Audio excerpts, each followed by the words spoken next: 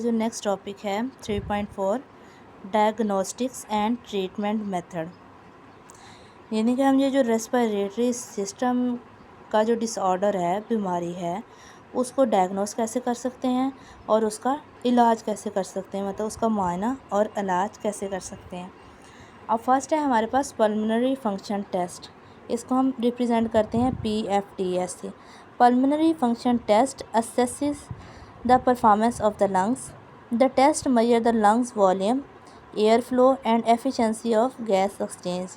They provide information on the condition like asthma, chronic obstructive pulmonary disease। ठीक है, उनका सबसे पहले तो हमने लंग्स को चेक करना है कि लंग्स की जो परफॉर्मेंस है, यानी कि जो वर्क है, जो फंक्शन है, वो अच्छा परफॉर्म कर रहे हैं कि नहीं। और ये जो टेस्ट है ये मेजर करता है कि लंग्स का वॉल्यूम क्या है, उसके अंदर एयर फ्लो कैसी हो रही है, या उसके अंदर जो एफिशिएंसी है गैस एक्सचेंज की वो कैसी है। अगर तो ठीक है तो फिर आपके लंग्स जो हैं वो हेल्दी, अगर ऐसा नहीं है तो फिर आप लोगों के लंग्स में कोई ना कोई डिज़ीज़ है। जो डिज़ीज़ हो सकती है एस्थमा या फिर COPD।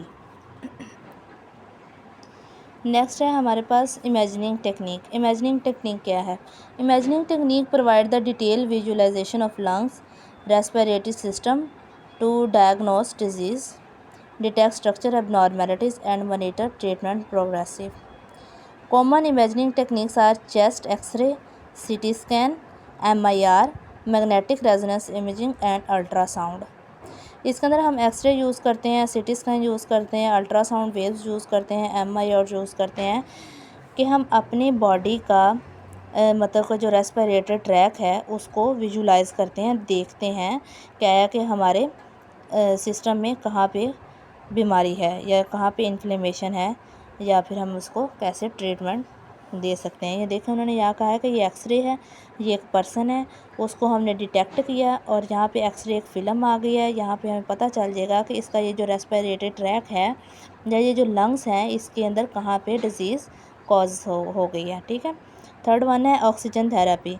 Oxygen therapy involves providing supplement oxygen to the patient who have low blood oxygen level. This improve tissue oxygenation and help in managing the condition like chronic respiratory disease, heart failure and acute hypoxia। इसके अंदर जो patient asthma के होते हैं या फिर COPD के होते हैं ना, इनको ऑक्सीजन दिया जाता है जो इनहेलर होता है कि ताकि वो ऑक्सीजन को इनहेल करें।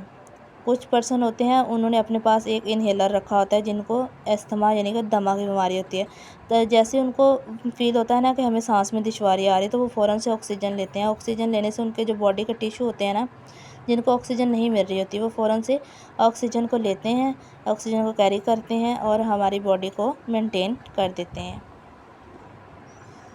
नेक्स्ट है हमारे पास वैक्सीनेशन एंड स्मोकिंग सेसेशन मतलब रोकथाम करना। Vaccination and smoking cessations are keys to maintaining respiratory health. Vaccine क्या है? Flu vaccine reduce the risk of the severe illness and complicated from the flu. Pneumonia vaccine prevent the bacterial pneumonia, reduce the risk of the complicated and hospitalization. TB vaccine like BCG help prevent the chronic lungs infection. Smoking cessations quitting smoking यानी कि smoking से मतलब कि ये जो लोग cigarette पीते हैं इससे दूर रहें। Help repair lung damage and improve the lungs infection. Smoking cessations lower the risk of the chronic disease like COPD and lungs cancer. Smoking weakening the immune system, so quitting reduce the risk of the infections like pneumonia, bronchitis. Quitting smoking improve overall health including better circulation, stronger immune functions and the higher quality of the life।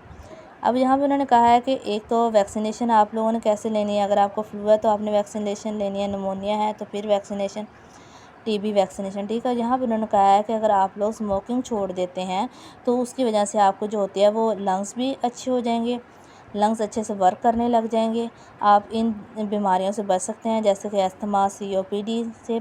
ठीक है।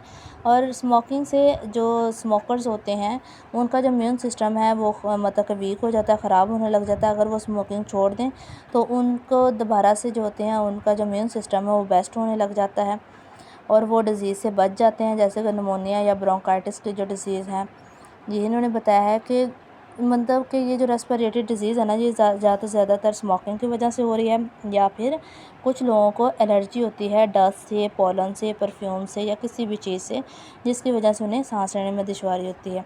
इसी के साथ आज का हमारा chapter complete.